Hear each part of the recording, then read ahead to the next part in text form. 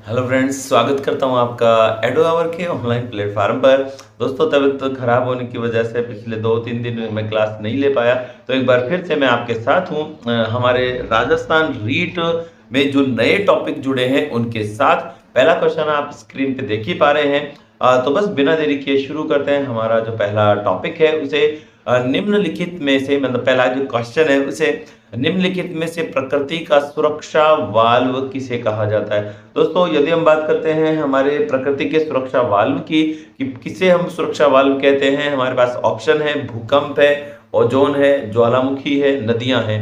किसे हम प्रकृति का सेफ्टी वाल्व या सुरक्षा वाल्व कहते हैं? आंसर फटाफट से कमेंट बॉक्स में दे देना है आपको कि प्रकृति का सुरक्षा वाल्व कौन कहलाता है। प्रकृति का सुरक्षा वाल्व कौन कहलाता है, फटाफट से कमेंट बॉक्स में आंसर दे दीजिए। तो दोस्तों, अगर हम बात करते हैं प्रकृति के सुरक्षा वाल्व की, तो भूकंप, ओजोन गैस, ज्वालामुखी या नदियां, इनमें से अगर हम किसी की बात करते हैं तो दोस्तों इसमें जो ज्वालामुखी है ये प्रकृति के क्या कहलाते हैं? सुरक्षा वाल्व कहलाते हैं। ये प्रकृति के सुरक्षा वाल्व कहलाते हैं। और प्रकृति का सुरक्षा वाल्व कहने का जो रीजन है वो रीजन ये है दोस्तों कि हमारी जो पृथ्वी है, इस पृथ्वी के भीतर भीतर मैग्मा उबलता रहता है। पृथ्वी के भीतर मैग्मा उबलता रहता है, ठीक है। और पृथ्वी के भीतर जब हम मैग्मा उबलने की हम बात करें तो पृथ्वी के भीतर जो मैग्मा उबलता रहता है, इस मैग्मा में क्या है एक्चुअल में कि हमारी जो अर्थ है, ठीक है, अगर मान लो कि ज्वालामुखी का उद्गार नहीं होगा तो ये मैग्मा जो उबल रहा है ये गैसों के साथ एक विस्फोट के साथ बाहर निकलेगा और हमारी पृथ्वी जो है वो ब्लास्ट हो जाएगी। तो इसलिए ज्वालामुखी को हम प्रकृति का सुरक्षा वाल्व कहते हैं। लेते हैं हमारा नेक्स्ट क्वेश्चन। नेक्स्ट क्वेश्चन है दोस्तों, ज्वालामुखी के संदर्भ में सत्य कथन कौन सा है? ज्वालामुखी के संदर्भ में सत्य कथन बताना है। यह पृथ्वी की क्रस्ट की एक नली होती है जिसके माध्यम से भूगर्भ की पिघली चट्टानें तथा अन्य पदार्थ बाहर आते हैं। सिंपल पहला जो ऑप्शन है उसको हम एक बार फिर से पढ़ते हैं कि पृथ्वी की जो क्रस्ट है की एक नली होती है जिसमें से माध्यम से भूगर्भ की जो पिघली चट्टानें तथा अन्य पदार्थ है वो बाहर आते हैं। दूसरा ऑप्शन है अक्सर इन नली के चारों ओर गोल कीपाकार पहाड़ियां अथवा पर्वतीय भाग का विस्तार हो जाता है, जिसको हम ज्वालामुखी शंकु कहते हैं। ज्वालामुखी शंकु ऐसा ही होता है, ये पतली नाइन और उसके चारों ओर शंकु। तीसरा ऑप्शन है ज्वालामुखी जागृत, प्रसुप्त, शांत या मृत, 3 प्रकार के होते हैं। तो दोस्तों आपको बताना है कि चौथा ऑप्शन है उपयुक्त सभी। इनमें से बताना है कि कौन सा कथन जो है वो सत्य है। हमारा आंसर दीजिए फटाफट से कमेंट बॉक्स में कि कौन सा जो कथन है वो पूरी तरह से सत्य है इसके बारे में। कि ज्वालामुखी क्या होते हैं, एक क्रस्ट होती है और क्रस्ट से वो पाइपलाइन के साथ वो तोड़कर बाहर निकलता है। दूसरा एक होता है कि इसके चारों ओर कीपकार शंकु आकार बन जाता है। तीसरा जागृत, प्रसुप्त और शांत, तीनों प्रकार के होते हैं। तो दोस्तों यहाँ पे जो सही आंसर है वो बिल्कुल सही यही है कि हमारे जो इसमें जो उपयुक्त सभी जो आंसर है ना वो इसका राइट आंसर हो जाएगा। ठीक है, आगे बढ़ते हैं नेक्स्ट क्वेश्चन पे। नेक्स्ट क्वेश्चन लेते हैं, निम्नलिखित में से कौन सा ज्वालामुखी के उन 3 वर्गों में शामिल नहीं है जो उद्भव की आवृत्ति के आधार पर वर्गीकृत किए गए हैं? जागृत, प्रसुप्त, मृत या यौगिक। दोस्तों अगर हम बात करते हैं हमारे इस ज्वालामुखी के संदर्भ में तो दोस्तों जागृत ज्वालामुखी जो होते हैं वो जागृत क्या होते हैं? जिनमें उद्गार हमेशा होता रहता है। प्रसुप्त को हम डोरमेंट भी बोलते हैं। प्रसुप्त वे होते हैं, इनको सुषुप्त भी कहते हैं दोस्तों। प्रसुप्त वे होते हैं जिनमें क्या होता है कि ज्वालामुखी का उद्गार की जो अवधि है वो निश्चित नहीं होती है, ये कभी भी फट सकते हैं। ठीक है, ऐसे प्रसुप्त होते हैं। जैसे जागृत का एग्जांपल लें तो जागृत के लिए स्ट्राम्बोली एक जागृत ज्वालामुखी है जो इटली के लिपारी द्वीप पर है। प्रसुप्त का ही एग्जांपल ले तो विसुवियस भी इटली में पड़ता है, एक प्रसुप्त है। मृत की बात करें तो म्यांमार का माउंट पोपा एक मृत ज्वालामुखी है। अब यौगिक इनमें से किसी प्रकार का कोई ज्वालामुखी का उदाहरण नहीं होता है, तो इसका जो राइट आंसर हो गया वो हो गया यौगिक ज्वालामुखी। ठीक है दोस्तों, लेते हैं फटाफट से नेक्स्ट क्वेश्चन। किस ज्वालामुखी में अक्सर उद्गार होता रहता है? कौन सा दोस्तों ऐसा ज्वालामुखी है जो उद्गार करता रहता है? जागृत, प्रसुप्त, मृत या शांत? सिंपल सी बात है। अगर हम जागृत की बात करते हैं तो यही है कि हाँ पूरे हमेशा इसमें क्या अक्सर उद्गार होता ही रहता है, लगातार उद्गार होता रहता है। इसमें से धुआं, गैसें, गर्म गैसें सदैव निकलती रहती हैं। जरूरी नहीं है कि जो जागृत है उससे लावा ही निकले। अगर गर्म गैसें भी निकल रही हैं, धुआं आ रहा है, तो भी वो जागृत की अवस्था में ही माना जाता है। तो इसका जो राइट आंसर होगा वो होगा कि ज्वालामुखी ऐसे जागृत होते हैं जिनमें उद्गार होता ही रहता है। जागृत ज्वालामुखी वे होते हैं जिनमें उद्गार होता रहता है। ठीक है, ध्यान रखना है। नेक्स्ट क्वेश्चन पे हम आते हैं। नेक्स्ट क्वेश्चन, किस ज्वालामुखी में ऐतिहासिक काल से उद्गार नहीं हुए होते हैं? ऑप्शन है जागृत में, या प्रसुप्त में, या शांत में, या मृत में। ऐतिहासिक काल से मतलब पिछले सैकड़ों वर्षों से कोई उद्गार नहीं हुआ है, ऐसा ज्वालामुखी बताना है जागृत। जागृत में तो दोस्तों उद्गार होता ही रहता है। फिर बात करते हैं प्रसुप्त की। तो दोस्तों ऐसा है, प्रसुप्त जो ज्वालामुखी होते हैं निश्चित समय अंतराल के बाद फटते रहते हैं। ठीक है, तो ये भी नहीं होता है। एक होता है शांत ज्वालामुखी। शांत ज्वालामुखी भाई ऐसा है कि जिनमें सैकड़ों सालों से उद्गार नहीं हुआ है। लेकिन एक होता है मृत ज्वालामुखी। और मृत ज्वालामुखी ऐसे होते हैं कि जिनमें जो शंकु होता है, उस शंकु के अंदर का जो छिद्र होता है, क्रेटर वगैरह, वो पूरी तरह से अवरुद्ध हो जाता है और उसमें शंकु नष्ट हो जाता है। और शंकु नष्ट होने के बाद जो क्रेटर है, उस क्रेटर के अंदर झील जैसा बन जाता है, पानी बन जाता है। जैसे अगर हम आंसर दें कि नक्की झील, नक्की झील जो है, नक्की झील वो किसका उदाहरण है? एक क्रेटर का। और अगर हम बात करें कि नक्की झील में जल वगैरह भरने से, तो नक्की झील क्या है? एक मृत ज्वालामुखी है वर्तमान में, है ना, एक मृत ज्वालामुखी है जिसमें कभी भी उद्गार आगे भविष्य में नहीं होगा। ठीक है, तो इसका जो आंसर हो गया वो हो गया मृत ज्वालामुखी है। ठीक है, जिसमें ऐतिहासिक काल से कोई उद्गार नहीं होगा। फिर आता है पृथ्वी की पपड़ी की ठोस चट्टानों के नीचे जो पिघला हुआ पदार्थ होता है, जो कभी कभी ज्वालामुखी के उद्गार के साथ धरती के ऊपर तल पर आ जाता है, उसे हम क्या कहते हैं? आपको बताना है कि पृथ्वी के भीतर क्या है ऐसा जो तप्त और उबलता हुआ पदार्थ है। मैग्मा है, म्यूकस है, मार्श है, या मेसेटा है? फटाफट से आंसर दीजिए। मैग्मा है, म्यूकस है, मार्श है, या मेसेटा है? फटाफट से आंसर दीजिए। तो दोस्तों पृथ्वी के भीतर आंतरिक सतहों में जो होता है, जो तप्त तरल अवस्था में होता है, उसको हम मैग्मा कहते हैं। ठीक है, ये ध्यान रखना है। आगे बढ़ते हैं, नेक्स्ट क्वेश्चन को लेते हैं। पहले अश्रु या पहले स्टीयर की उत्पत्ति कब होती है? भूकंप उत्पत्ति के समय, या प्लेट विवर्तन के समय, या ज्वालामुखी उद्गार के समय, या पर्वत निर्माण के समय? दोस्तों ये पहले अश्रु जो है, ये आपको एक बता देता हूँ, इसके पीछे एक छोटा सा एग्जाम्पल भी है। हमारा एक ज्वालामुखी है, ज्वालामुखी का नाम है हवाई द्वीप। हवाई द्वीप पर स्थित ज्वालामुखी है हवाई। हवाई जो ज्वालामुखी है ना दोस्तों, इस हवाई ज्वालामुखी की बड़ी खास बात है, हवाई ज्वालामुखी की बड़ी खास बात है कि इसका जो उद्गार है, इसके उद्गार को जो अग्निदेवी पीली है, अग्निदेवी पीली के बाल समझा जाता है। ऐसे ही इसके उद्गार को पेले के आंसू भी कहा जाता है। तो पेले के जो अश्रु हैं, वो पेले के अश्रु हम किसको कहते हैं? ज्वालामुखी का जो उद्गार होता है, उस उद्गार से जो जलती हुई लपटें निकलती है ना, उस लपटों को हम क्या कह देते हैं? लपटों को हम कह देते हैं एक्चुअल में जो पहले अश्रु, या हम इनको कह देते हैं हमारे जो अग्नि देवी है, अग्नि देवी पीली के बाल भी इनको कहा जाता है। तो दोस्तों जो राइट आंसर हो जाता है वो होता है ज्वालामुखी उद्गार के समय पहले अश्रु की उत्पत्ति होती है। नेक्स्ट आता है, ज्वालामुखी में जलवाष्प के अलावा और कौन सी गैसें हैं जो मुख्यतः देखने को मिलती हैं? जैसे नाइट्रोजन है, ऑक्सीजन है, हाइड्रोजन है, या ऑक्सीजन है, कार्बन डाइऑक्साइड, हाइड्रोजन या नाइट्रोजन है, सल्फर डाइऑक्साइड, कार्बन डाइऑक्साइड या नाइट्रोजन है? आपको आंसर देना है फटाफट से कि जलवाष्प के अलावा और कौन सी गैसें निकलती हैं ज्वालामुखी उद्गार से। Nitrogen, oxygen, hydrogen, oxygen, carbon dioxide, hydrogen और nitrogen, sulphur dioxide, carbon dioxide और नाइट्रोजन। फटाफट से कमेंट बॉक्स में आंसर दीजिए कि क्या है ज्वालामुखी उद्गार में जलवाष्प के अलावा।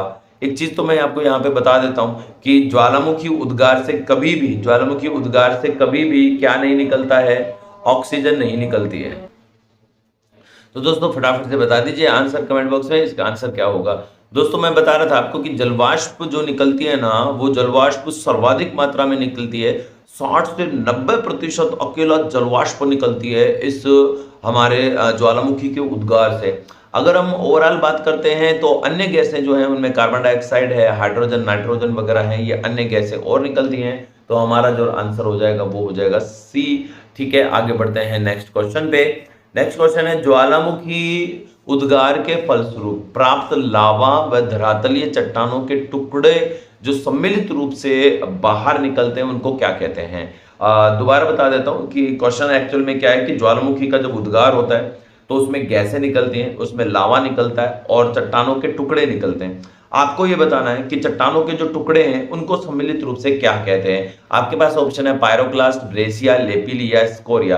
आंसर दीजिए फटाफट से कमेंट बॉक्स में कि पायरोक्लास्ट, ब्रेसिया, लेपिली और स्कोरिया ये क्या होते हैं।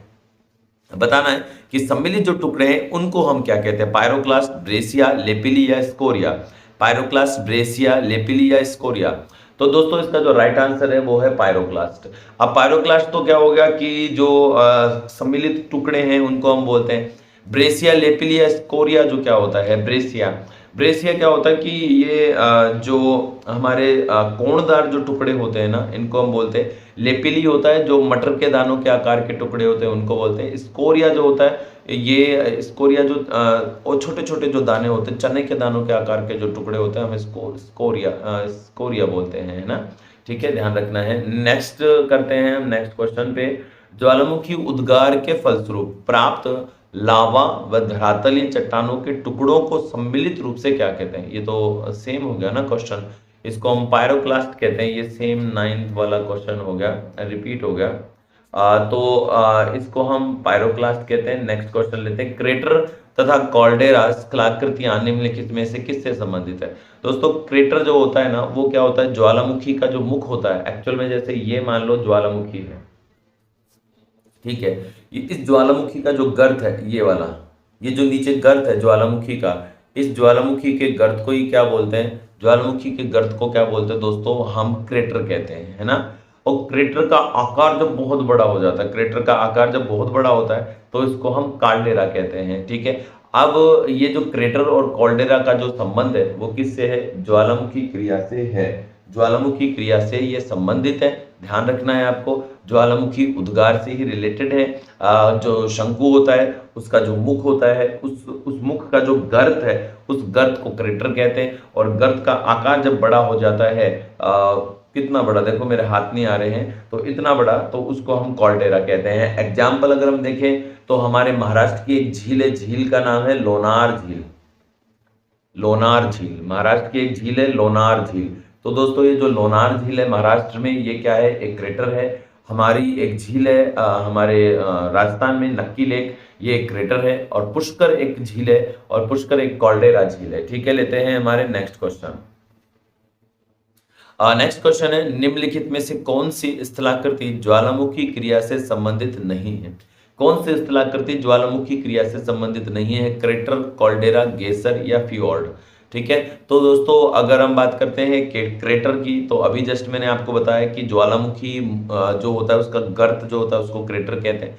और कॉल्डेरा जो होता है, ये कॉल्डेरा क्या होता है कि ज्वालामुखी का क्रेटर का जो बड़ा आकार है उसको कॉल्डेरा कहते हैं। और गैसर भी वो स्थान होता है ज्वालामुखी से ही रिलेटेड जहां से क्या होता है कि जो गैसें निकलती हैं वो गैसर होता है। और फ्योर्ड ये दोस्तों जो समुद्र लहरें हैं उनसे निर्मित जो होने वाला जो स्थलाकृति है। तो इसका जो राइट आंसर हो जाएगा वो राइट आंसर हो जाएगा फ्योर्ड, ठीक है, ध्यान रखना है।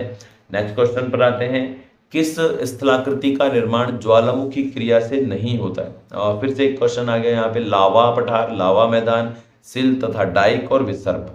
आपको आंसर देना है कि कौन सी स्थलाकृति ऐसी है जिसका निर्माण ज्वालामुखी क्रिया से नहीं होता है। लावा पठार, लावा मैदान, सिल तथा डाइक। फटाफट से आंसर कमेंट बॉक्स में दे दीजिए कि क्या होगा इसका आंसर, लावा पठार, लावा मैदान, सिल तथा डाइक। दोस्तों इस सेशन को एक बार फटाफट से शेयर भी कर दीजिए ताकि बच्चे हमसे जुड़ पाएँ, क्योंकि 2-3 दिन क्लास लगातार नहीं हो पाई हमारी, तो इस वजह से हम हमारे बच्चे जो हैं वो कम हैं। तो आप फटाफट से इसे शेयर कर दीजिए ताकि बच्चों को पता लगे कि हाँ अब क्लास है। और रीट का जो न्यू टॉपिक है ज्वालामुखी, ये है न्यू टॉपिक। और हम इसको जो थ्योरी वाला थ्योरेटिकल जो पोर्शन है वो भी हम जल्दी ही करेंगे। तो दोस्तों इसका जो आंसर होगा वो होगा विसर्प। मोस्ट इंपोर्टेंट क्वेश्चन है दोस्तों, इन सबको याद कर लीजिए, आपके एग्जाम से ही रिलेटेड है और एग्जाम में आने के लिए अच्छे क्वेश्चन हैं। तो किस स्थलाकृति का निर्माण ज्वालामुखी क्रिया से नहीं होता है? तो विसर्प का नहीं होता है दोस्तों। इसमें जो विसर्प है ये नदियों के द्वारा बनाए जाते हैं, ठीक है, ध्यान रखना है। नेक्स्ट क्वेश्चन, इसमें एक चीज आई है सिल और डाइक, ये मैं आपको बता देता हूँ सिल और डाइक क्या होता है। कि दोस्तों कभी ऐसा होता है कि ज्वालामुखी का जो लावा है वो पृथ्वी के मुख से यानी क्रेटर से बाहर नहीं निकल पाता और लावा जो है वो अंदर ही जम जाता है। जब लावा अंदर जम जाता है तो लावा अंदर विभिन्न स्थलाकृतियों में यानी धरातल के अंदर ही जम जाता है, तो विभिन्न स्थलाकृतियों में जमता है। जब ये मोटी परत के रूप में जम जाता है तो उसको समांतर परतदार चट्टानों के समांतर जम जाता है, तो उसको हम बोलते हैं सिल, यानी परतदार चट्टानों के समांतर बिल्कुल इस रूप में जम जाएगा, सिल, ठीक है। और डाइक जो होता है वो परतदार चट्टानों के लंबवत जमता है, यानी ऐसे सीधा खड़ा लंबवत जम जाता है, तो उसको हम डाइक कहते हैं। तो ये ज्वालामुखी क्रियाओं से संबंधित है। और विसर्प जो होते हैं वो विसर्प क्या होते हैं? नदी का जब सर्पिलाकार मार्ग हो जाता है इस तरह का, जब नदी सर्पिलाकार मार्ग बनाती है डेल्टा बनाने से पहले, तो उस मार्ग को हम क्या कहते हैं? विसर्प कहते हैं, ठीक है। आगे बढ़ते हैं, नेक्स्ट क्वेश्चन, डाइक क्या है? ज्वालामुखी निर्मित बहिर्वती स्थलाकृति है। तो दोस्तों अभी जस्ट मैंने बताया कि ये बहिर्वती नहीं है, ये अंतः स्थलाकृति होता है। तो ज्वालामुखी निर्मित आंतरिक स्थलाकृति, बिल्कुल ये ज्वालामुखी निर्मित आंतरिक स्थलाकृति है। सी ऑप्शन हमारे पास है तटीय स्थलाकृति है और डी ऑप्शन हमारे पास है कि हिमनद निर्मित स्थलाकृति है। तो दोस्तों सीधा सा आंसर याद रखिए कि जो डाइक होता है, ये डाइक दोस्तों ऐसे बनता है, जैसे मान लो कि ये हमारी परतदार चट्टानें हैं ऐसे, ठीक है। तो ये परतदार चट्टानों में अगर यूं बने तो ये तो हो गया समांतर, बट ये परतदार चट्टानों में ऐसे बनता है, तो ये परतदार चट्टानों के लंबवत बनता है। और परतदार चट्टानों के लंबवत जो स्थलाकृति बनती है उस स्थलाकृति को दोस्तों हम क्या कहते हैं? डाइक कहते हैं, ठीक है। आगे बढ़ते हैं नेक्स्ट क्वेश्चन पे। कॉल्डेरा संबंधित है, इजी क्वेश्चन है, कॉल्डेरा ज्वालामुखी से संबंधित है, सीधा इसको हम आगे बढ़ाते हैं। कॉल्डेरा किससे संबंधित है? कॉल्डेरा ज्वालामुखी से संबंधित है। आगे बढ़ाते हैं, नेक्स्ट क्वेश्चन लेते हैं। वह कौन सा महाद्वीप है जहां एक भी ज्वालामुखी नहीं है? दोस्तों देखो, ज्वालामुखी के अवशेष या यूं कहें कि ज्वालामुखी से संबंधित क्रियाएं तो देखने को मिलती हैं, लेकिन ज्वालामुखी विशेषता नहीं मिलता। वो जो महाद्वीप है वो है यहाँ पे ऑस्ट्रेलिया, यानी ज्वालामुखी जिसको हम ये बोलते हैं ना शंकु, ज्वालामुखी शंकु नहीं देखने को मिलते हैं। बाकी ज्वालामुखी से संबंधित क्रियाएं हैं, एग्जाम्पल के लिए जैसे ऑस्ट्रेलिया जो महाद्वीप है उसका एक देश है न्यूजीलैंड। न्यूजीलैंड में हमें व्हाइट टापू का धुआंरा देखने को मिलता है, व्हाइट टापू का धुआंरा देखने को मिलता है। और धुआंरा क्या होता है कि धुआंरा ऐसा होता है जिससे धुआं और गैसें बाहर निकलती हैं, और एक गैसर या एक गीजर होता है जिससे गर्म जल बाहर निकलता है, ठीक है।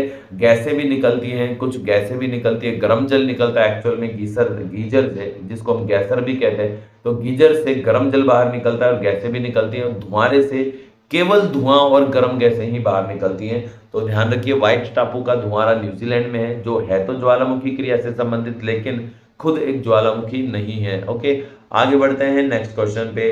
अग्निवलय किसे कहा जाता है? अग्निवलय, रिंग ऑफ फायर, ठीक है, रिंग ऑफ फायर या सर्कल ऑफ फायर, अग्निवलय किसको कहते हैं? ऑप्शन आपके पास अटलांटिक परिमेखला है, हिंद परिमेखला है, और प्रशांत परिमेखला है, और आर्कटिक परिमेखला है। आपके पास ऑप्शन है अग्निवलय के लिए अटलांटिक, हिंद, प्रशांत और आर्कटिक। दोस्तों इसको हम रिंग ऑफ फायर भी कहते हैं या सर्कल ऑफ फायर भी कहा जाता है। तो अगर हम बात करते हैं हमारे अग्निवलय की, तो दोस्तों अग्निवलय की खास बात है कि प्रशांत महासागरीय जो मेखला है, इस प्रशांत महासागरीय मेखला में विश्व के करीब 2/3 ज्वालामुखी उद्गार होते हैं। और इतनी बड़ी संख्या में ज्वालामुखी उद्गार जब होते हैं तो ज्वालामुखी उद्गार की वजह से जो प्रशांत महासागरीय मेखला है, इस प्रशांत महासागरीय मेखला को ही हम क्या कहते हैं? रिंग ऑफ फायर या सर्कल ऑफ फायर की संज्ञा दी जाती है। लेते हैं दोस्तों हमारा फटाफट से नेक्स्ट क्वेश्चन। लैकोलिथ संबंधित है, लैकोलिथ छींक आने वाली थी, रह गई। तो लैकोलिथ संबंधित है ज्वालामुखी से, भूकंप से, पर्वत निर्माण और महाद्वीप से। दोस्तों लैकोलिथ में बता देता हूं कि क्या बनता है। सबसे पहले तो आप याद रखिए कि लैकोलिथ होता क्या है। तो लैकोलिथ जो होता है ना, ये ज्वालामुखी से संबंधित एक रचना होती है। ठीक है, ज्वालामुखी से निर्मित एक स्थलाकृति होती है लैकोलिथ। ठीक है, अब लैकोलिथ की अगर हम बात करें कि लैकोलिथ बनता कैसे है, तो लैकोलिथ इस तरह से बनता है, जैसे मान लो ये हमारी परतदार चट्टानें हैं। ठीक है, ऐसी। अब इन परतदार चट्टानों में ये गुंबदाकार शेप में जमता है। परतदार चट्टानों में गुंबदाकार शेप में जम जाता है, और इस गुंबदाकार शेप को जो बनता है परतदार चट्टानों में, इस शेप को हम क्या कहते हैं, लैकोलिथ कहते हैं। ठीक है, परतदार चट्टानों में गुंबदाकार शेप में जब जमाव होता है लावा का, तो उसको हम लैकोलिथ कहते हैं। और लैकोलिथ का जो एग्जाम्पल अगर हम लें, तो लैकोलिथ का यूएसए जो है, यूएसए में एक राज्य होता है यूटा राज्य, या ऊटा राज्य भी कहते हैं, ऊटा है। इस उटाह राज्य में एक पर्वत है, पर्वत का नाम है हेनरी पर्वत।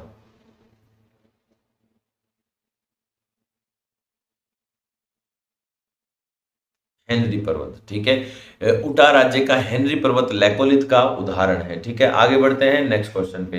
पेंट पॉट के विषय में कौन सा कथन सत्य है?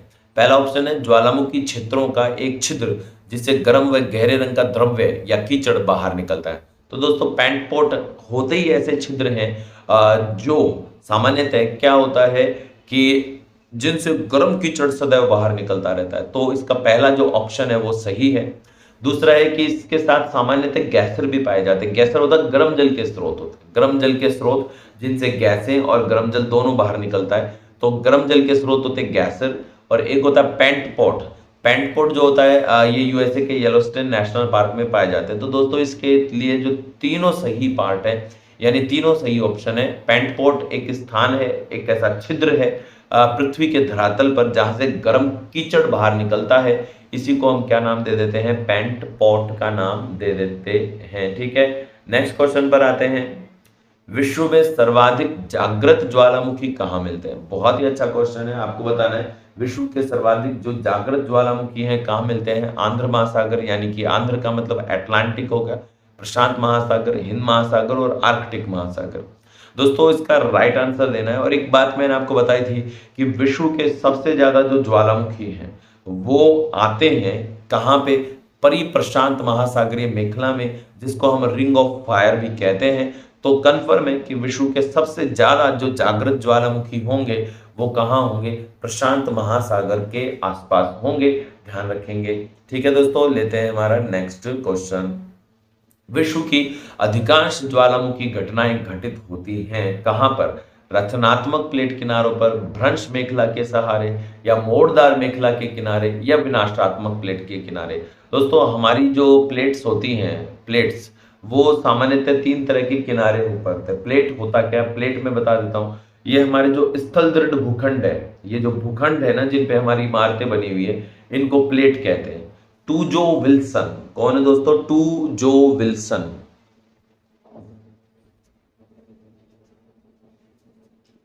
टूजो विल्सन, टूजो विल्सन वो पहले व्यक्ति थे जिन्होंने इन स्थल भूखंडों के लिए प्लेट शब्द का यूज किया था, टूजो विल्सन। ठीक है, अब इसमें जो तीन तरह के किनारे होते हैं वो क्या होते हैं? तो एक तो होता है रचनात्मक किनारा। रचनात्मक किनारे में क्या होता है कि दो प्लेटें होती हैं, वो एक दूसरे के विपरीत दिशा में सरकती हैं। ठीक है, इसको हम रचनात्मक किनारा कहते हैं। दूसरा एक होता है वलित पर्वत। वलित पर्वत के सहारे, वलित पर्वत के सहारे क्या होता है दोस्तों कि मोड़दार मेखला का मतलब दो स्थल खंड क्या होता है, जो पर्वत है वो पर्वत वलित हो जाता है। ठीक है, तो मोड़दार जो पर्वत श्रृंखला होती है उनके सहारे तो मिलते हैं किस प्रकार के, जो ज्वालामुखी हैं वो मोड़दार पर्वत श्रृंखलाओं के सहारे मिलते हैं। लेकिन दोस्तों हमें भी ये पूछा है कि अधिकांश यानी सबसे ज्यादा हमें कहाँ मिलते हैं। तो सबसे ज्यादा अगर हम बात करते हैं तो इसका जो डी ऑप्शन है वो राइट है। विनाशात्मक प्लेटों के जो किनारे होते हैं वहां पे सबसे ज्यादा ये घटनाएं देखने को मिलती हैं। विनाशात्मक का मतलब देखो, एक प्लेट इधर से आती है, एक प्लेट इधर से आती है। जो भारी प्लेट होती है वो टकरा कर नीचे धंस जाती है, और हल्की प्लेट जो होती है वो इसके ऊपर वलित हो जाती है। यानी कि जो डायग्राम है वो इस तरह से बन जाएगा। जो हमारी भारी प्लेट है वो तो नीचे धंस जाती है और हल्की जो प्लेट है वो ऊपर चढ़ जाती है, और इस प्रकार से विनाशात्मक जो प्लेट है, वो नीचे जाने वाली जो प्लेट है वो नीचे गहराई तक चली जाती है और इसका विनाश हो जाता है, वो जाके पिघल जाती है, और पिघलने के कारण इस किनारे को हम विनाशात्मक कहते हैं। और तो ऐसे में अगर हम आंसर दें कि विश्व की अधिकांश ज्वालामुखी घटनाएं कहाँ होती हैं, तो विनाशात्मक जो प्लेट होती हैं उनके सहारे होती हैं। इसके अलावा सेकंड जो सबसे ज़्यादा ज्वालामुखी घटनाएं होती हैं वो मोड़दार जो पर्वत होते हैं उनके सहारे होती है। लेते हैं दोस्तों हमारा जो क्वेश्चन है नेक्स्ट, विश्व के अधिकांश सक्रिय ज्वालामुखी कहाँ पाए जाते हैं। देखो इसमें और जो ऑप्शन है वो देखो, अधिकांश सक्रिय ज्वालामुखी कहाँ मिलते हैं, प्राचीन पठारी क्षेत्रों में, गहन सागरीय क्षेत्रों में, नवीन मोड़दार पर्वतों के सहारे, या मैदानी क्षेत्रों में।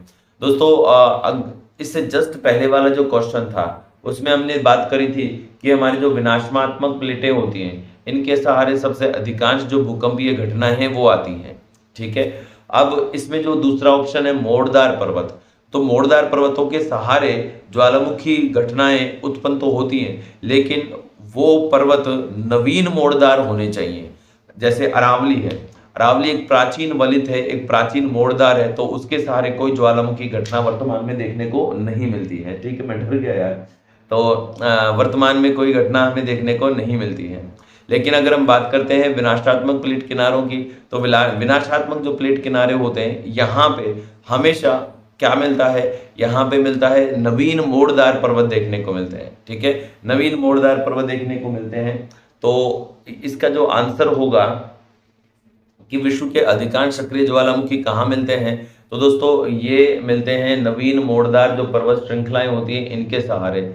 एक्चुअल में क्या होता है कि जो भारी प्लेट होती है वो नीचे धंस जाती है, हल्की प्लेट जो होती है इसके ऊपर फोल्ड हो जाती है, और जो हल्की प्लेट है जो फोल्ड होती है इसी फोल्ड के होने से ही नवीन मोड़दार पर्वतें बनते हैं। और इस प्रकार का जो किनारा है जिसमें एक प्लेट नीचे धंस जाती है, इस किनारे को हम क्या कहते हैं, विनाशी किनारा कहते हैं, क्योंकि इसमें एक प्लेट का क्या हो जाता है, विनाश हो जाता है, ठीक है दोस्तों। लेते हैं हमारा नेक्स्ट क्वेश्चन, प्रशांत महासागर के चारों तरफ स्थित जो ज्वालामुखी की पेटी है उसको क्या कहा जाता है। कितना इजी सा क्वेश्चन है, आंसर दे दीजिए ना फटाफट के।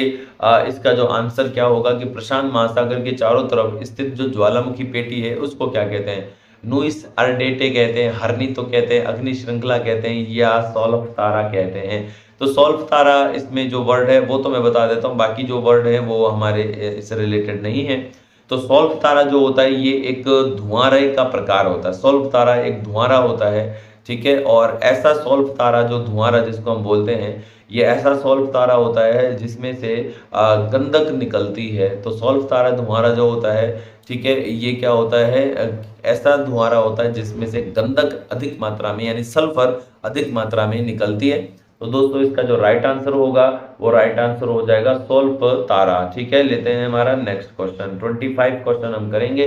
ज्वालामुखी निम्नलिखित में से कौन सा ज्वालामुखी पर्वत का उदाहरण नहीं है, mount Etna, mount Fujiyama, mount blank और माउंट किलिमंजारो।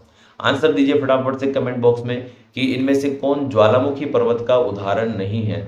माउंट एटना, ये माउंट एटना इटली में है।